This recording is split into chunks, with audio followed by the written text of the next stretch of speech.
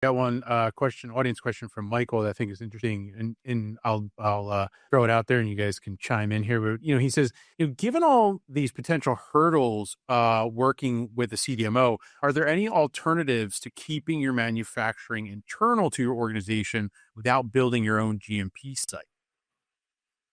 So I can jump in on this one because I've actually done it. So there is. So we had external CMOs that we were working with. We had some challenges. We had one that decided they weren't going to be a CMO anymore. We had some challenges out of some other ones, right? And so I put a business model together. We were actually already planning on building an internal site. And so this was going to be the bridge that gave us a foundation for internal manufacturing before we actually made the jump. And so what we did is we set up a clean room rental model where there's a company out there that does clean room rental models. They give you warehouse services. They cover everything, what I call outside the box. So all you're managing is internal manufacturing within the suite.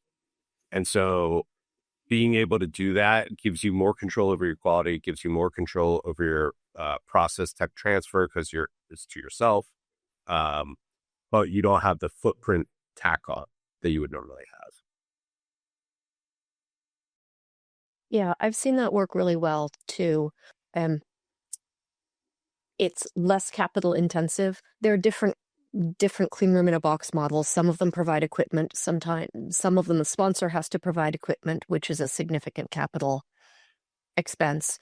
But really that overhead for the infrastructure of creating and maintaining a GMP space is really quite attractive, particularly for early stage companies and programs where it's a little bit unclear if there is enough value in establishing a permanent solution.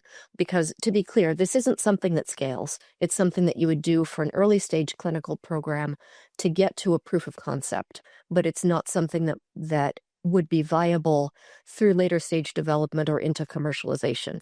In that case, you're stuck with a tech transfer for a product that's already generated some clinical evidence, and that can be more or less difficult depending on the details of comparability.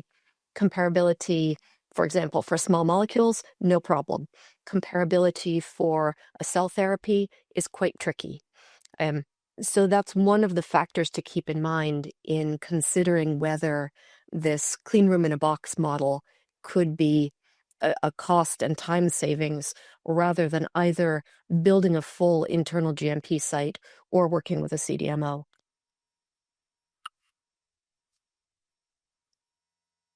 I think you've got to consider that type of model isn't geographically widely available. So one of the constraints is going to be where you're at, whether or not it's just truly an option. I think DJ, as he was describing, it reminds me of the Catapult model.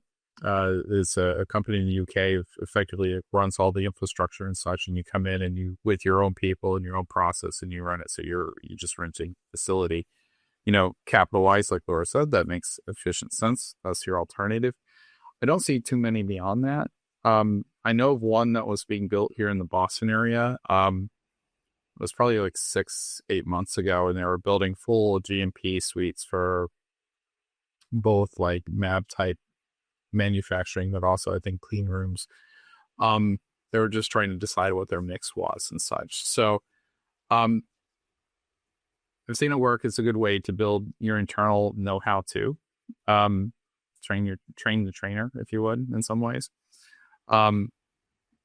Even sometimes in advanced modalities, you have to actually build up a workforce. So if you're a small organization, renting it's just rent versus buy model, really. So that's the approach. I think what you're looking for there, Michael.